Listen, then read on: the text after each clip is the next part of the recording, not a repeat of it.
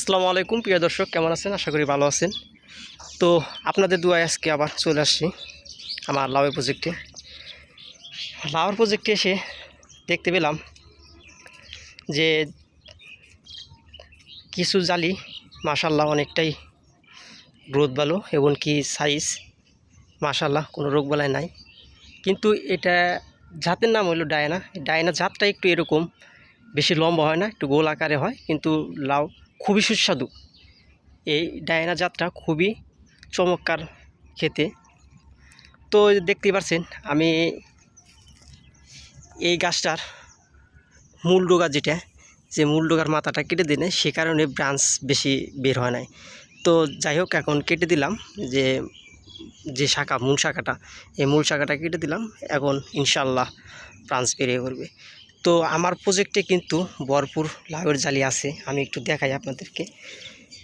আসলে এই প্রত্যেকটা দিন যে হারে বৃষ্টির হচ্ছে, আসলে জালিগুলো আসলে টিকে না। এই যে আমি একটু, আপনারা একটু লক্ষ্য করবেন যে কি পরিমাণ জালি সেট হইতেছে।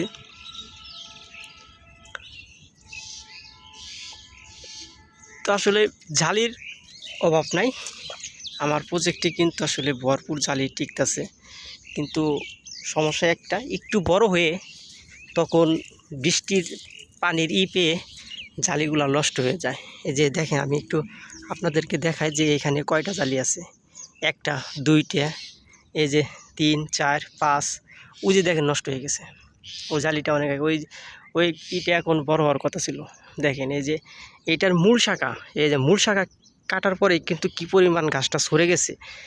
শাখা প্রশাখা দিয়ে এইটা ভরে গেছে জাংলা।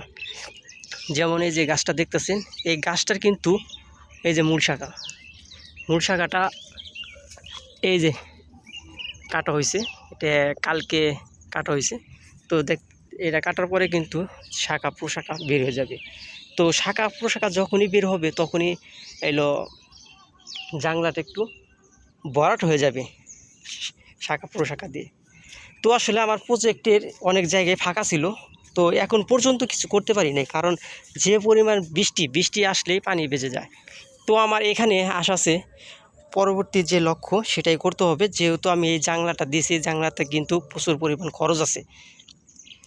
তো নাও যদি খরচ হয়ে থাকে, এখানে 15 থেকে 1700 টাকার মতো খরচ হয়েছে, বাঁশ, সুতা সব কিছু মিলিয়ে আমার নিজের পরিশ্রমের কথা বাদে দিলাম। তো আমার ইনশাল্লাহ আমার একটা আশা আছে যে এইখান থেকে আমি পরবর্তীতে আমার যে লক্ষণ, আমি কোনো লাউ, এখানে আমার শশার প্রজেক্ট করার কথা ছিল, কিন্তু শশার প্রজেক্ট করব না। কারণ এখানে আমি চিন্তা করেছি যে আমার যেহেতু জাংলা দেওয়া আছেই, তো এই জাংলা থেকে আমি কমপক্ষে আরও 5 থেকে 6,000 টাকা বা একটা আইডিয়া আছে বা আশা আছে, আমি এখান থেকে 10,000 টাকার মতো বের করব। আমি শীতের সময় প্রচুর পরিমাণ দুর্মার দাম বেশি থাকে, যখন অগ্রিম দুর্মা মানে দুন্দুল নামাতে পারলে অনেক দাম পাওয়া যায়। তো আমার পরবর্তী লক্ষ্য হলো, আমি এইখানে বস্তা নয়, আর কোনো বস্তা নয়, বস্তাতে কোনো আর বীজ রোপণ করবো না। সুন্দর করে আমি এখানে ভিট তৈরি করব, ছোট ছোট করে ভিট তৈরি বলতে এই বস্তাগুলো সরাই দেবো, বস্তাগুলো সরাই রেখে দিব। কারণ এই বস্তাতে আর হলো কোনো বীজ খুব একটা ভালো হবে না, এটা আমি জানি। বস্তাগুলা সরাই দিব, বস্তার মাটিগুলাই রাখবো, রাইখে ওইগুলাই পাছন দিয়ে সুন্দর করে মাটিগুলা জোরজোড়া করে দিয়ে, তারপরে কাজ যেটি করতে হবে, কিছু জৈব সার দিয়ে সুন্দর করে, কিছু রাসায়নিক বা কিছু মিক্স করে দিয়ে এই মাটিটা প্রস্তুত করে নিতে হবে। এখানে কমপক্ষে 10-12, এই পাশে 6টা, ওই পাশে 6টা, 12-13টার মতো এখানে জায়গা হবে দুর্মার। আশা করি এই প্রজেক্ট থেকে, এই জাংলার প্রজেক্ট থেকে কমপক্ষে আমি 10,000 টাকা বের করব দুর্মা বেছে। অগ্রিম দুর্মা বিক্রি কিন্তু প্রচুর টাকা, 100 টাকা, 120 টাকা কেজি, 80 টাকা কেজি এরকম করে বিক্রি করা যায়। এর আগে আমি এখানে এইটুক জায়গায় দুর্মার প্রজেক্ট করেছিলাম, এইটুক জায়গায় দুর্মার প্রজেক্ট করেছিলাম আমি, কিন্তু 6,000 টাকার মতো বিক্রি করেছিলাম। তো যাই হোক, আমার এইটুক জায়গা আমি আমার আশা আছে এইটুক জায়গার মধ্যে আমি দেখি আবার শশার একটা প্রজেক্ট করব। এখানে যেটুকু করা যায় এইটুকুই শশার প্রজেক্ট করব, সুন্দর করে চাষ দিয়ে এইটুক জৈব সার তারপরে রাসায়নিক সব কিছু দিয়ে সুন্দর করে মালচিং পেপার দিয়ে খরচ হবে, ইনশাল্লাহ খরচ হবে। তো চেষ্টা করব একটু ভালো একটা ফলন পাওয়ার আশায়, আর দেখি কি হয়।